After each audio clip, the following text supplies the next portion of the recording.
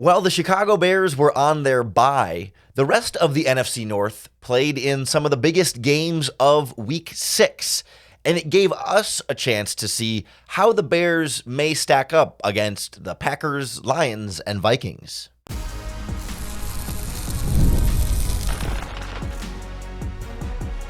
You are Locked On Bears, your daily Chicago Bears podcast. Part of the Locked On Podcast Network, your team every day. This is Locked On Bears, and I'm your host, Lauren Cox. I'm here to bring you your daily, in-depth Chicago Bears news and analysis. You can follow me on Twitter at CoxSports1. You can follow the podcast at Locked On Bears on TikTok, Instagram, Facebook, Twitter, and the Locked On Bears YouTube channel, where you can keep up with all of our video podcasts as well. Thanks for making Locked On Bears your first listen today. We're part of the Locked On Podcast Network, your team every day.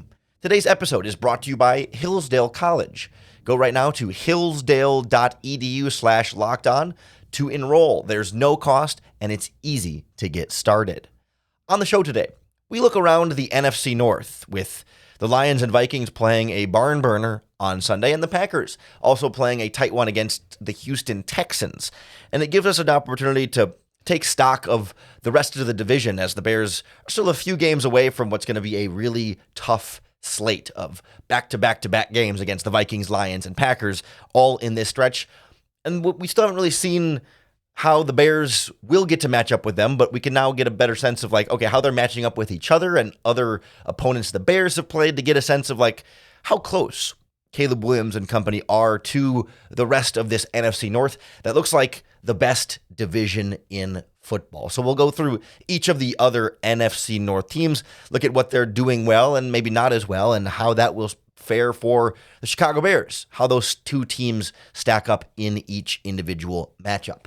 With the win over the Minnesota Vikings, the Detroit Lions took first place in the NFC North, playing a really strong game, one where somehow they had multiple 11-point leads in that game, and then the Vikings climbed back, and they pulled out another lead, and then the Vikings climbed back, and the Detroit Lions still held on for a victory. But another one of these games where Jared Goff has just an insane completion percentage. I think he started 15 of 15 or 15 or 16 of 16 or something along the lines before his first incomplete pass was a batted pass, and he finishes 22 of 25 for 280 yards and 2 touchdowns. And he's just playing really smart, consistent football right now. I know entering the weekend, he led the NFL in yards per pass attempt, and I'm guessing he's still going to hold that after the games are done across all of Sunday and Monday, because certainly Brock Purdy didn't do great, and he was in second place, the closest one behind him.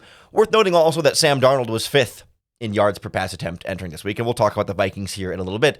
But Goff has been playing some really good football for the Lions. Ben Johnson, their offensive coordinator, having things really firing on all cylinders for Detroit here, where they can just kind of take a little bit more of what the defense is going to give them, and also just Ben Johnson giving Goff answers to everything, so that when they played a Vikings defense that they knew was going to blitz them, they had all of the blitz answers ready for them. They'd hit the quick little slant, they'd hit the screen pass, whatever it was that the Vikings were throwing at them, the Lions offense always seemed to have an answer. And that's why they've been largely the number one scoring offense this season. They run a lot of their sort of bread and butter stuff between the 20s to Amon-Ra St. Brown. They hit him on that same dagger route over and over and over again, hitting the Vikings defense in Detroit, or in Minnesota in that game. And then they get the explosive plays to Jameson Williams. So they can take the top off you, they can dink and dunk you and slash and gash you up and down the field. And then, they have a really strong running game with David Montgomery and Jahmyr Gibbs. So it does feel like the Lions of the three teams present the most well-rounded offense that's going to attack you. They have one of the best offensive lines in football, and I think that's going to be a real challenge for this Bears defense. I think the plus side here is that last year we saw this Bears defense find answers for Ben Johnson's offense twice. This great Lions offense was a little bit slow against the Bears both games last season, where the defense, sure, there were moments where the Lions offense got going, but this defense played very, very well against Ben Johnson and seem to have some of the answers to slow them down on that side of the ball. So you can feel some level of confidence if you come into that matchup from a Bears perspective. But like by the time the Bears play the Lions, which is still a month and a half away or whatever it is, you're going to need to be healthy because the Lions are strong across the board. They've got tight end talent, they got receiver talent, they got offensive line talent, they got running back talent. And if you're missing players in your secondary or anywhere on your defense, Ben Johnson is going to attack them and is going to find whatever weakness he can to isolate and give Jared Goff answers on that side of the ball. So this Lions offense will test the Bears defense as much as any team they're going to face this season.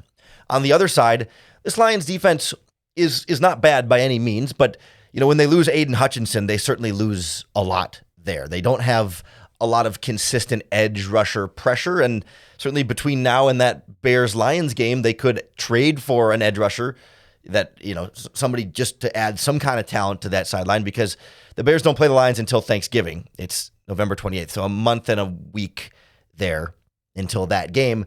And so there's a lot of time for them to still add an addition to that pass rush up front. I think their interior is really solid, but the edge guys have a lot to be desired, which again, not great matchup-wise for the Bears, where, the interior of the Bears offensive line has been the weaker part there. So, the defense is going to present its own challenges to the Bears offense, especially because you've got the Lions defense has two of the best safeties in football right now. Brian Branch had a huge game against the Vikings, like defensive player of the week performance from him. And then the other safety, Kirby Joseph, as well, has been really, really great. Like you look, the NFC North has some of the best safety play in football right now. Like there's not always great ways to measure safety play, but and certainly PFF grades have their flaws. That being said, though, if you look at the highest graded safeties in PFF, Brian Branch is number 1. Kirby Joseph is number 6. So the Lions have the 1st and 6th highest graded safeties in football. The Packers have number 2 and number 3, and the Bears have number 4. There's a lot of really high quality safety play here, especially Branch and Joseph with Detroit, because they play a lot of man coverage and they can trust that they've got safety help over top. But they generate a bunch of turnovers. Those guys are all over the place. They're smart. They disguise well, and they make it a real challenge to get the big plays going against this Lions defense. You can really, find your lanes against the cornerbacks. If you're working the outside and there's not a safety on that side, that's where you can find some plays. The Vikings certainly hit a big one to Justin Jefferson down the left sideline because there wasn't a safety over there, and got the cornerback matchup they wanted to.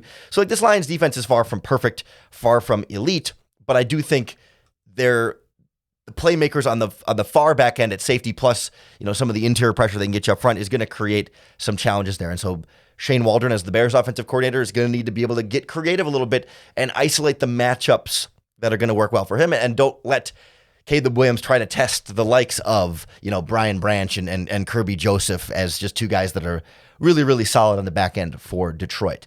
So it feels to me like the Bears Lions matchup is sort of a question of both, I think the Lions have a little bit of a talent advantage, but the Bears seem to be able to stay ahead of Ben Johnson last year.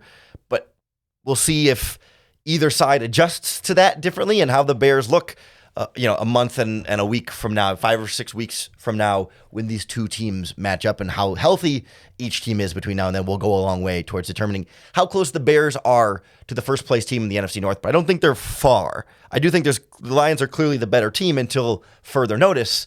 But in any given Sunday type games between the Bears and Lions, I think you can call that one a coin toss until we see that Ben Johnson can do better against this Bears defense than he did last year.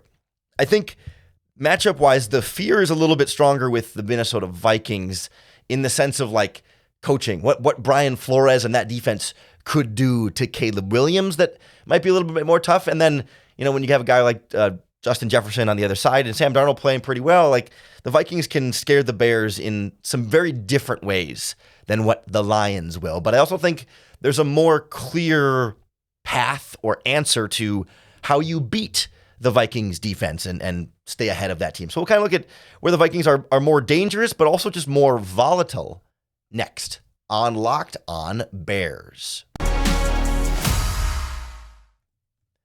This episode of Locked On Bears is brought to you by BetterHelp. Halloween lets us have fun with what scares us, but what about those fears that don't involve haunted house. Well, therapy is a great tool for facing your fears and finding ways to overcome them. I always find that moving towards fear is one of the greatest areas of growth that I've found in my life. And the way to be able to do that has been going through therapy. I do online therapy every single week, and it's a really important part of my own personal mental health regimen. And that's why I recommend using BetterHelp, because it's entirely online. It's designed to be convenient, flexible, and suited to your schedule. You just fill out a brief questionnaire, and then they'll match you with a licensed therapist. And you can switch therapists at any time for no additional charge. Overcome your fears with BetterHelp. Visit BetterHelp.com/lockedon to get 10% off your first month. That's BetterHelp, H-E-L-P, BetterHelp.com/lockedon. Locked On Bears is also brought to you by Hillsdale College. Hillsdale College is now offering more than 40 free online courses to help you continue your education and scratch that curiosity that we all carry with us. Whether you want to get into like history of the Roman Empire, the rise and fall of the Roman Republic is one of the courses that's available. They've got documentary style courses. They got economics courses, American history courses, chemistry, math, or even like classical music. There's a bunch of fun courses you can take at Hillsdale. And like you can make your education fun again. It's different than when you're going through school where you have to take the class and so you don't want to take the tests and the quizzes and stuff because you're being forced to. With this, it's all self-paced, so you can start whenever you want and tune in wherever you are, and then you can go deeper if you want to with readings, quizzes, and discussions, or you can just enjoy the lectures. Go right now to hillsdale.edu/lockedon to enroll. There's no cost, and it's easy to get started. That's hillsdale.edu/lockedon to register. hillsdale.edu/lockedon. The Lions are in first place in the NFC North, but I do find myself scared a little bit more of the Vikings because of their volatility, because of their aggressiveness, because of how they match up specifically with the Chicago Bears. The Lions beat them head-to-head. I think the Lions are the overall better football team and probably the best of the four teams in the NFC North. But what Minnesota does defensively with Brian Flores and what they've been able to get going offensively now with Sam Darnold of all players, like it's enough of a fear there that's going to be the game I'm stressed out a little bit more about going into. I think the Bears can go blow for blow with the Lions. The Vikings might be able to kind of take a right turn that's a little bit harder for this defense because they are aggressive as heck. They blitz the crap out of you, and especially a rookie quarterback. Brian Flores is going to dial things up and go hard. They're going to send pass rushers from all over, and they do it in a lot of different ways too, because this is a team that blitzes. You might think of the traditional like cover zero blitz where you put everybody at the line of scrimmage, right? And then it's just man coverage with no safety help, no zones. It's just your five receivers have five men and then everybody else is rushing the quarterback. That's not how this Vikings team does it. I mean, they do that sometimes, right? But that's not necessarily their calling card as a blitzing unit. What they do is they find this nice balance of blitzing you a lot, but still leaving two deep safeties so that the coverage they have on the back end still has help. So you can't just blow by the man coverage and before the blitz gets there, float it deep over the top and let your speed guys run underneath it. Like there's going to be safeties there to try and take away the passes that you get rid of because of the blitz that they're bringing you. And that's what's sort of the next level iteration of what Brian Flores has done defensively. Because you look, like the Minnesota Vikings are the top blitzing defense in the NFL this season. Worth noting, the Lions are also pretty high in the blitz category, especially, I think, since Aiden Hutchinson has gone down. They've had to blitz a little bit more, but the Vikings are the number one blitz defense in football. And a lot of those blitzes come out of cover 2 and cover 4. Even when they don't blitz, though, we've seen Jonathan Grenard and Van Ginkel, whose first name I'm struggling to remember. They've both been really exceptional. Van Ginkel has multiple defensive touchdowns and multiple. I think he's the only player in the NFL with at least 2 sacks and 2 defensive touchdowns this season. He finds a way to recover a fumble and run it back or get a pick six. He finds a way to get to the quarterback, even when they're not blitzing. There was a nice stunt they ran against the Lions where it was just those two on one side, looped around and both met at the quarterback and really was giving a really good offensive line of the Detroit Lions a ton of trouble in that game. The Vikings really don't play much man coverage across the board. It's a lot of zone, and it's a lot of zone blitzes. And so when they blitz you like that, and when they zone blitz you, they know that their zones are not going to be able to cover every aspect of the field, right? The whole point of playing zone is you're going to rush forward and you can have 7 guys back in coverage, and those 7 guys can splice up the field into 7 zones, and you feel like 7 guys can kind of cover most areas of the field generally pretty well. And you have to find the tight little creases in between the zones, to where you want to throw the ball. When you blitz, then you're having fewer guys dropping back into those zones. So then you have fewer players trying to cover the same amount of space. It means that each player has more ground to cover, which means there's more space in between players to attack in those blitzes or in those zones. But you got to get the ball off before the blitz comes to you, and that's where you have to have answers for the blitz. And the Vikings are not afraid to just dial it up and say, we dare you to be able to beat us. They require you to be precise, perfect in your timing, in your accuracy, in your route, in your throw. And if you can be perfect, you can beat the blitz.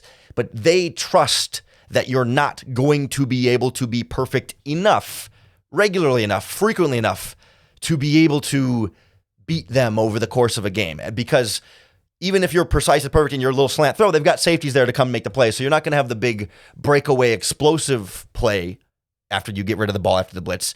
You might get the completed pass and avoid the blitz, and you'll move the ball 5 or 7 yards, but they trust that you're not going to be able to do that 10, 15, 20 times over the course of the game. That some of those times the blitz is going to get you.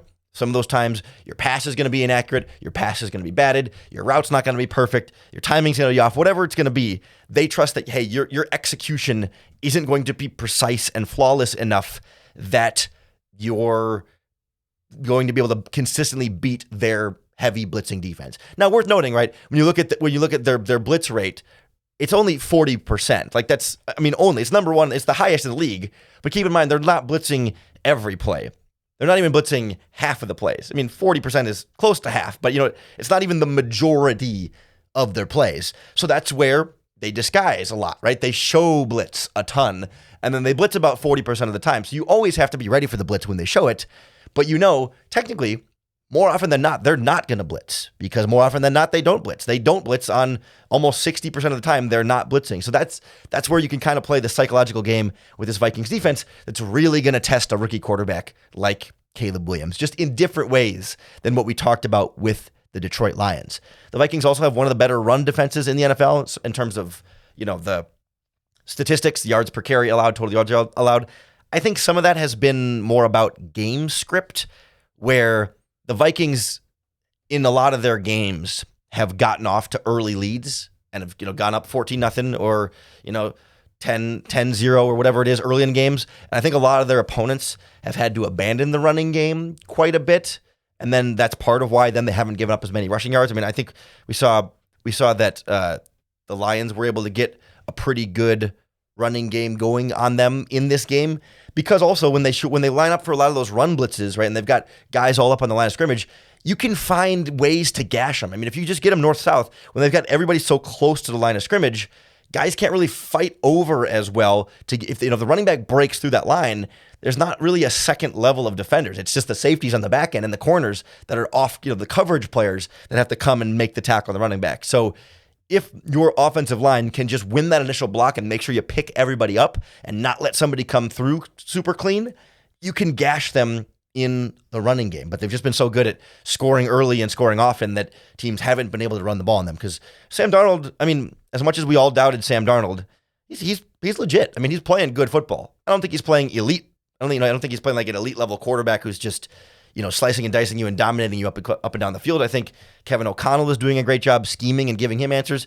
Obviously, having a wide receiver like Justin Jefferson makes a huge difference. Jordan Addison's been very solid for them as well. And I think they've benefited from a ton of turnovers generated by their defense to give them good field position as well and give them extra possessions that help them get those leads and play really, really well. That's not to undercut what the Vikings offense has done. It's part of the equation of what they've been able to do. And I think their offensive line is pretty good, but not elite either. They got good tackles. The interior may be a little bit more flawed there. Sounds kind of familiar to the Chicago Bears, right? When you think about a matchup that way, where their offense benefits a lot from what their defense does and gets them the turnovers.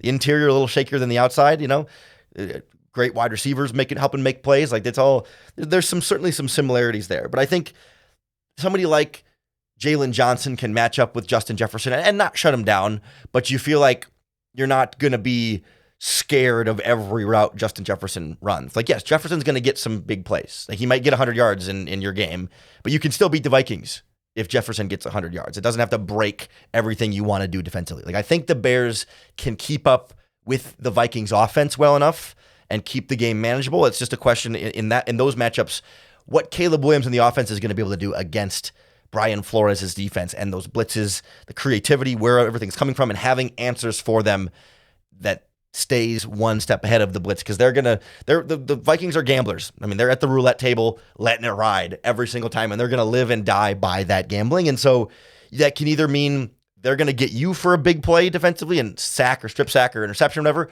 or sometimes you can get them for the big play if you catch them on the blitz the right way. So that's where it's just a little bit less sure what you're going to get down in and down out from the Vikings. Whereas with the Lions, it's just sort of a matchup game of like, okay, like can you outcoach them? Can you stay a step ahead? And probably like more of a traditional football chess match, whereas the Vikings are like, all right, we're going psycho, we're getting after you, we're going to be aggressive. And it's like, whoa, okay, it's a different approach that the Bears have to take against Minnesota. And I'm curious to see how Shane Waldron is able to prepare for that this season. I do feel like this is as close as the Bears have been to Green Bay. I still think of Green Bay as being a clear step below where the Vikings and Lions are. Not that they're a bad football team, but just not quite up to the caliber that the Lions and Vikings are playing at right now. And given how close Green Bay was against the Texans, they lost to the Vikings earlier this season as well. I want to look at how Chicago stacks up with Green Bay, because I think this is a year where maybe we can come into that matchup feeling some more confidence than we have in years past. So we'll look at what's going on with Jordan Love and Matt LaFleur and company next on Locked On Bears. This episode of Locked On Bears is brought to you by FanDuel Sportsbook, America's #1 sportsbook. And just because the Bears are on the bye doesn't mean you can't get your big return on FanDuel, because they're going to give you $200 in bonus bets guaranteed when you place your first $5 bet. So you bet $5 on anything, and whether that bet is successful or not, they're going to add $200 guaranteed in bonus bets into your account. So maybe you want to put $5 on the Bears and Commanders with the Jaden Daniels injury situation. I think that line is going to end up moving a lot over the course of the week there, but it doesn't have to be football or NFL. You got college football, basketball, soccer, hockey, tennis, boxing, all the combat sports, you name it, they've got it at FanDuel, all in an app that's safe, secure, and super easy to use. So to get your $200 in bonus bets, visit FanDuel.com and download America's #1 sportsbook. It does feel good to look at the Green Bay Packers as below the Vikings and Lions, right? That just in general feels good, even though I think they're close, and I don't think Packers are bad by any means. I mean, shoot, they're 5-2 now after beating the Houston Texans, and they're playing some good football by all means. They're ahead of the Bears in terms of win-loss record right now, so we're not here to try and claim any superiority before it's been earned. But I do think comparatively they're the most vulnerable of the three. That we've seen Jordan Love be the most reckless among the rest of the NFC North quarterbacks. We've seen the Packers defense be a bit more vulnerable than the rest of the NFC North, but we're talking about a high bar here because the rest of the NFC North is really, really good. Like, we see Jordan Love make absolutely spectacular throws still this season, and then each game it feels like we're getting a questionable interception-ish from Love. He's getting, like, I've seen Packers fans talk about him a little bit more like Brett Favre than Aaron Rodgers, which is still like two Hall of Fame quarterbacks, right? But like a little bit more of a reckless energy to him. And he's also had a couple of unlucky tipped interceptions and stuff. Like, I'll give him credit for that, but I think he's also gotten away with a couple throws that haven't been picked off. So I'm generally like, I think the Jordan Love conversation is just not over yet, right? I think after 8 great games last season, everyone wanted to crown him the next great Packers quarterback, and I think he's definitely good. But like, I don't think we know yet exactly how good or how great he's going to be. Like, we'll see. I mean, he's still young and still very early in his Packers career, and he's not the final product of Jordan Love just yet. But I do think, given that he has thrown some questionable passes this season, when they play the Bears, this defense will have the opportunity to get him. They'll get a turnover or two in that game. They should. They will have a Jordan Love pass will hit a Chicago Bears defensive player.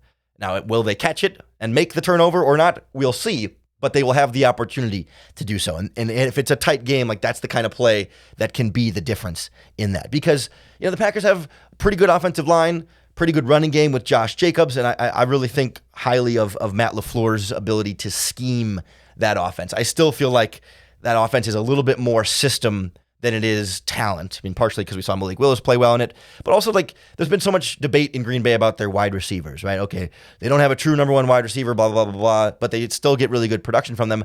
And I find myself feeling like, okay, their wide receivers are not bad, but I do question a little bit the individual talent and like the individual playmaking. Like I think the scheme helps them get open, and I think the scheme helps them get yards after catch. I think the scheme and the route concepts, right, and just the general structure of plays help them get big plays on offense. But I don't feel like I see the type of big plays where the individual wide receiver on his own does something above and beyond that breaks for a big play. This is not a Packers wide receiving core that forces a lot of missed tackles, right, or just like makes big, like when they make plays after the catch, it feels more like he's on a crossing route over the middle of the field. And so like Jordan Love leads him and there's just space to lead him to. And it's not like the wide receiver, made some great move after the catch. The route continued him into yards after catch. Like he did his job and he did a good job at it.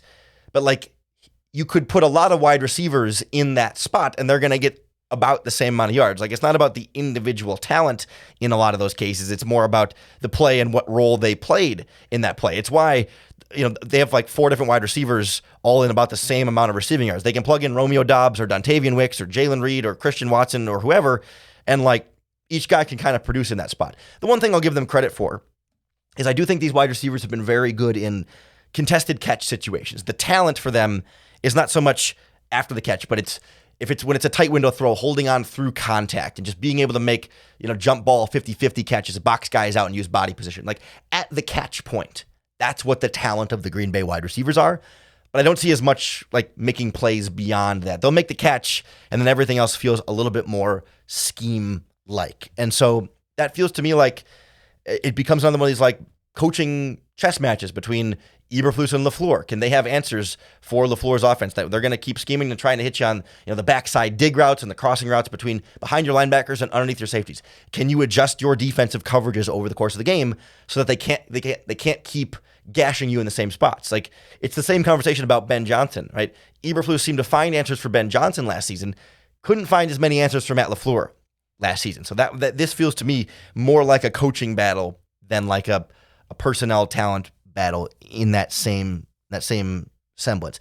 On the other side of the ball, I also feel like this Packers defense is maybe I want to say a little bit overrated, just because I think their hype is building for them. Because I just don't think they've played a ton of super great offenses. I mean, I'll give them credit; they really shut down C.J. Stroud in this past week against in that Texans game, mostly because their pass rush is so good. Their pass rush is legit. I will give them that 100%. They sacked Stroud like 3, 4, 5 times and hit him another 5 or 6 times in that game. The Texans couldn't get the passing game going much at all, but they were able to run the ball pretty well. And we've seen a few teams run the ball pretty well against Green Bay. And so I feel like they haven't been tested super, super well. Like I think the Vikings putting up 31 points on them was a sign like, hey, yeah, when you play a pretty darn good offense, that they're going to be able to put some points. The Eagles in week 1 as well put up a lot of points on them. Like I just wonder, like we'll learn a lot when the Packers play the Lions in week 9 as well, which will be their last game before they play the Chicago Bears, we should mention. We'll get a sense of like, okay, how can they handle better offenses that are going to get thrown at them? Because their pass rush has been coming from everywhere. Rashawn Gary and Kenny Clark are kind of the headliners there, but they've really gotten it from a bunch of different players.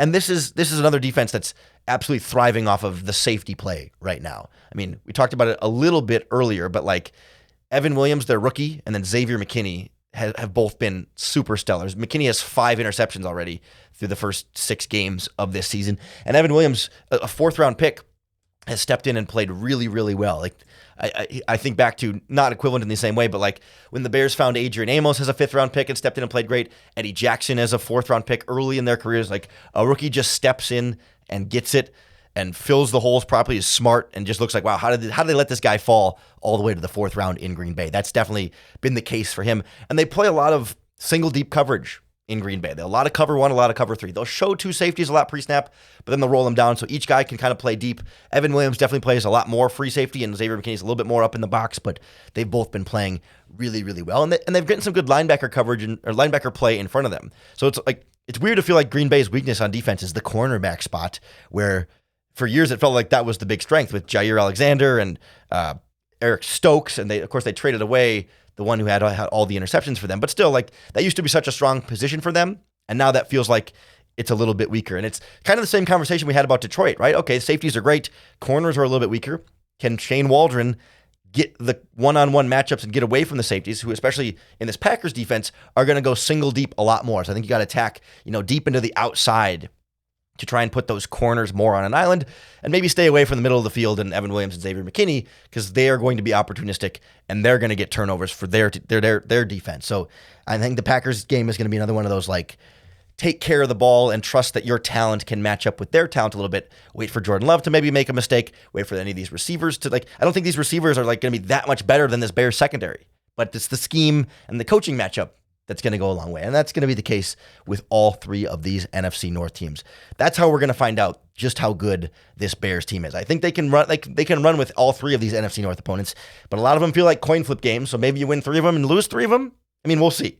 A lot of time left until the Bears play the Packers, Lions, and Vikings. And you can be sure during those weeks, we'll go super in depth on the Bears' NFC North opponents, talk to our other Locked On podcast network hosts, and we'll get you ready for all the Bears' NFC North games. But we got to get you ready for Bears Commanders this week as well. So as we're getting through the bye week here, we're turning our attention forward to what might not be a Caleb Williams, Jaden Daniels matchup anymore, but hey, you know what? You can only play who's out there, and go get another win. Keep the win streak going, regardless of who the other quarterback is. We'll be previewing that game all week long here on the Locked On Bears podcast, so make sure you hit that subscribe button on YouTube or wherever you listen to podcasts. That's going to be the best way to keep up with all of our daily, in-depth Chicago Bears news and analysis. Thanks for making Locked On Bears your first listen today, and hopefully every single day. You can come back tomorrow for another opportunity to bear down.